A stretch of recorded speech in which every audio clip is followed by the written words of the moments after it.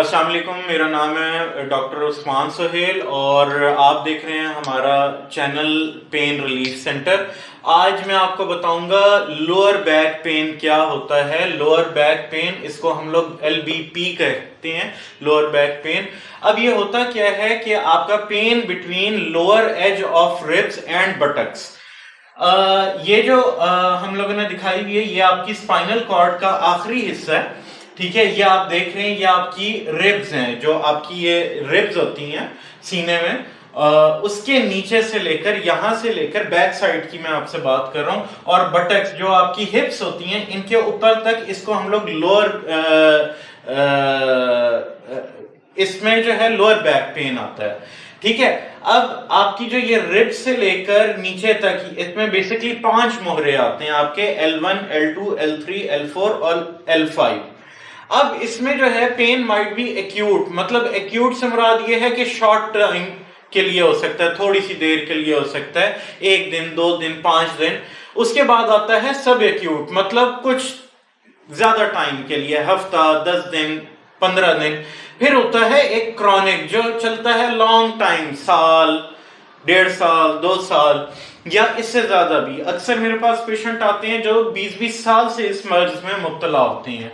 अब ये होता किस तरीके से है वो मैं आपको बताता हूं बाद में। पहले ये है causes of lower back pen, इसकी वजूहात क्या हो सकती हैं। सबसे पहले है मसल्स और लिगमेंट, आपके जो मसल्स हैं वो स्टिफ हो जाएं या फिर उसमें खिंचाव, तनाव आ जाए।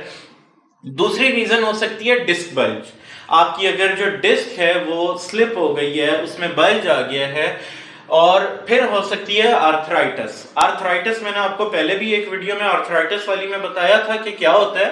तो डिस्क बल्ज बेसिकली ये होता है कि आपका जो ये, फर्ज करें ये है आपका L3, ठीक है, और ये है आपका मोहरा L4, ये है L5, ठीक है।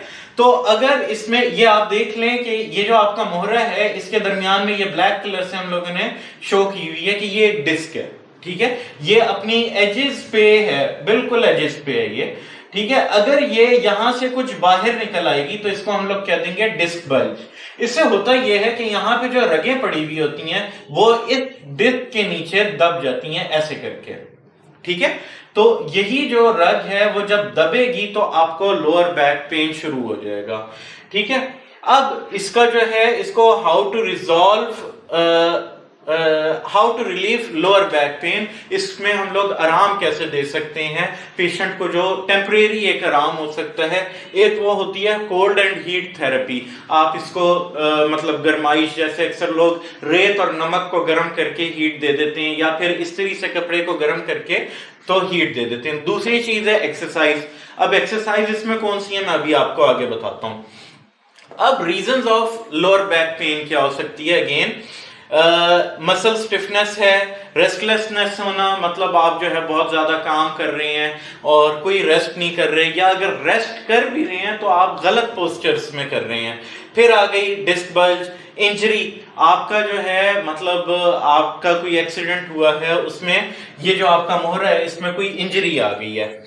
अब जो है इसमें डेफिशिएंसी की भी वजह से हो सकता है, मैंने इसमें लिखा है deficiency causing lower back pen, मतलब कोई ऐसा विटामिन जो है वो कम हो जाए तो लोअर बैक पेन शुरू हो जाएगा। उसमें विटामिन डी आता है सबसे ज्यादा।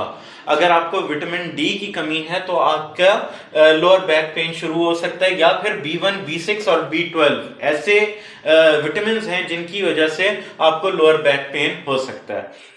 अगर आपका ये चीज ट्रीट फिर भी नहीं हो रहा, मतलब ये जो मैंने आपको हीट एंड कोल्ड थेरेपी दी हुई है, एक्सरसाइज का बताया है, अब इसमें एक्सरसाइज के लिए एक बहुत बड़ा टॉपिक है, वो मैं आगे कवर करूंगा। तो अगर आपको इस तरह के मसाइल जो हैं वो हल नहीं हो रहे, तो आप जो है हमारे दिए गए नंबर नीचे जो चल रहा है इस पे कांटेक्ट करें, अपॉइंटमेंट लें और हमारे पास तशरीफ लाएं।